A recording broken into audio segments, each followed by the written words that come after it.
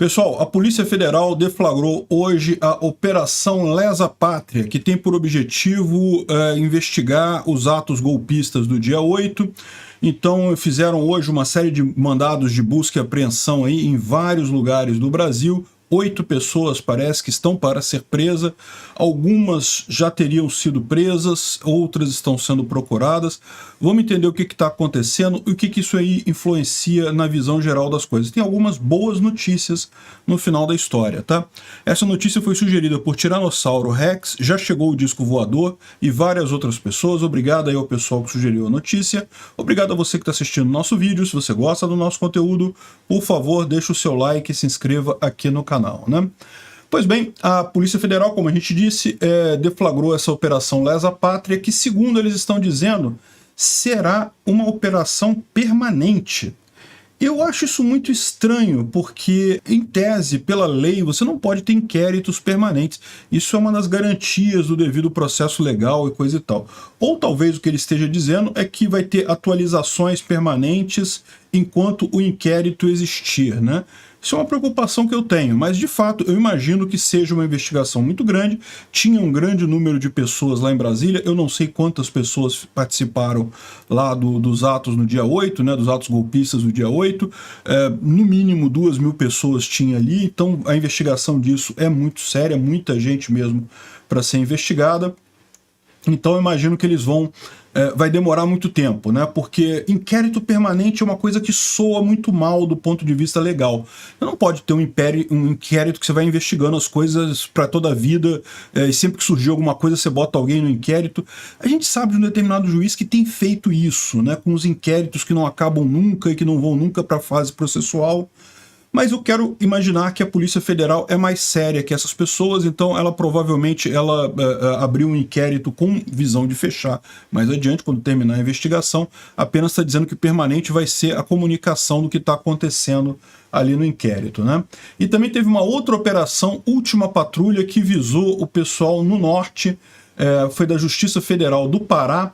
Então, também referente aos atos lá do dia 8. Né? A gente sabe que parece que dos 8 mandados de prisão, 3 pessoas já foram presas, a gente já tem divulgado em algumas mídias os nomes delas. Eu não vou divulgar aqui, porque eu só vi isso no Twitter e em alguns jornais que eu não sei se são verdadeiros, e daí isso pode ser arriscado, né?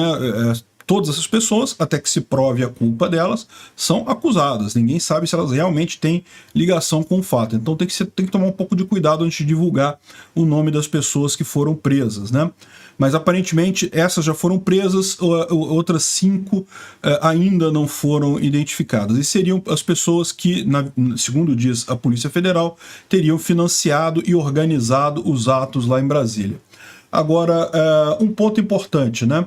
Segundo a PF, a investigação apura os crimes de abolição violenta do Estado Democrático de Direito, golpe de Estado, dano qualificado, associação criminosa, incitação ao crime, destruição e deterioração ou inutilização de bem especialmente protegido.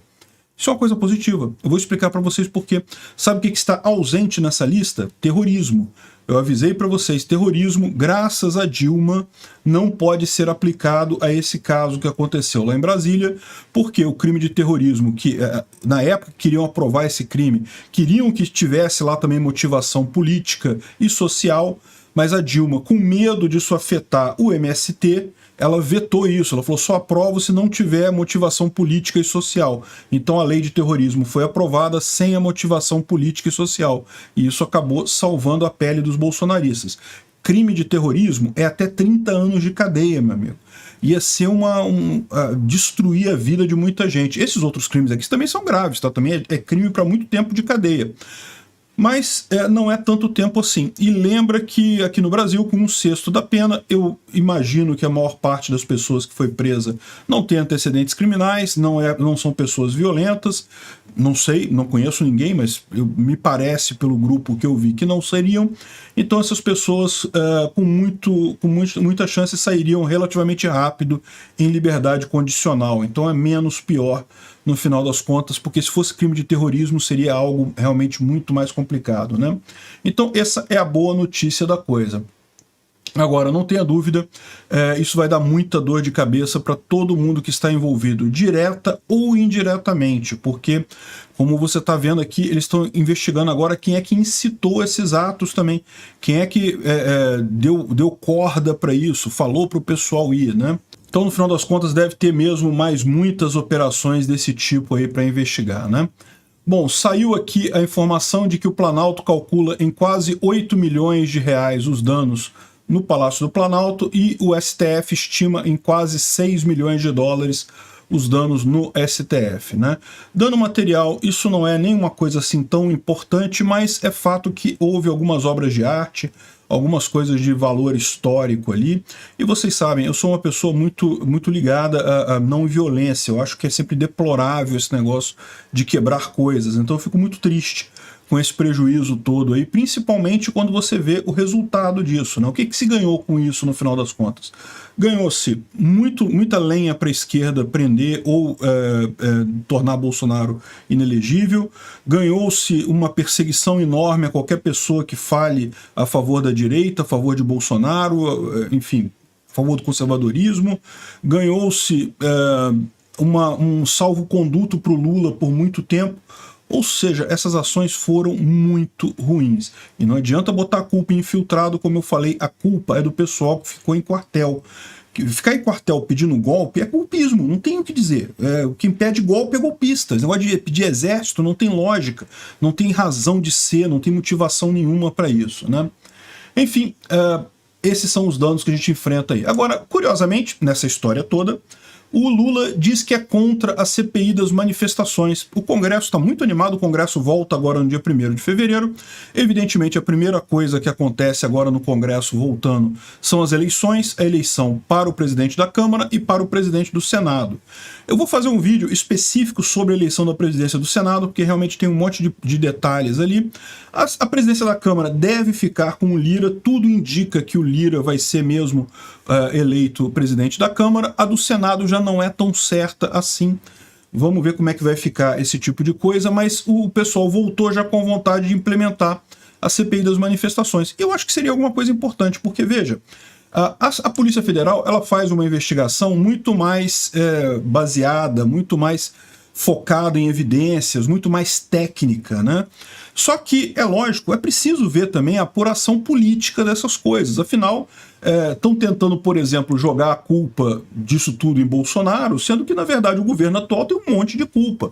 Eu falei isso para vocês, né? Eu sempre critiquei os golpistas fizeram errado, não tinha que fazer nada, não tinha que estar na frente de quartel já há muito tempo, né? Agora, o governo Lula sabia que havia uma manifestação naquele momento, né? Então, eu acho realmente estranho, eu acho que tem alguma coisa estranha ali, né? Pode ter sido mesmo uma armadilha deixarem poucos guardas e coisa e tal. Eu acho que é muito importante deixar clara essa responsabilização. Do ponto de vista judiciário, isso não vai andar. A gente já viu, o STF já falou que não, que o Lula é a vítima, né? O PT é a vítima, não pode ser acusado. O que não tem lógica nenhuma, né? Porque, na verdade, a vítima, em tese, foi a democracia brasileira. Foi o Estado brasileiro como um todo, não o Lula. O Lula nem estava lá. Não tinha ninguém do PT lá, ninguém foi ferido do PT. Então, no final das contas, o PT pode ter, sim, parcela de responsabilidade nessa história.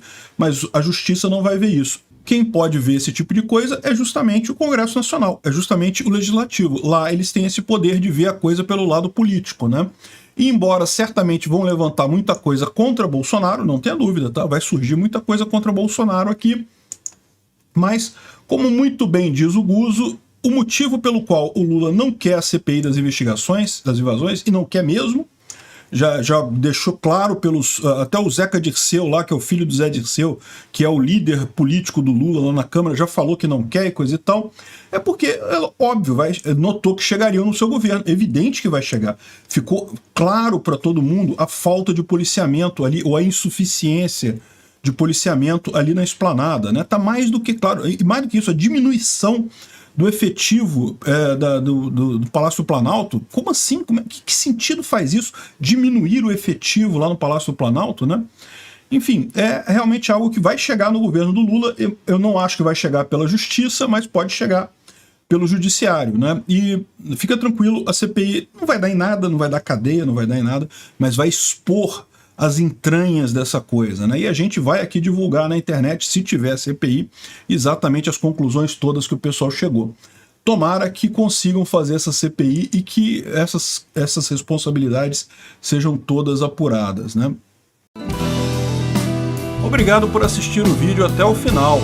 Além de curtir, compartilhar e se inscrever no canal, considere se tornar patrocinador com valores a partir de R$ 1,99. Clique no botão Seja Membro abaixo para saber as condições e vantagens de patrocinar o canal. Mais informações sobre o nosso projeto, visite nossos sites indicados na tela.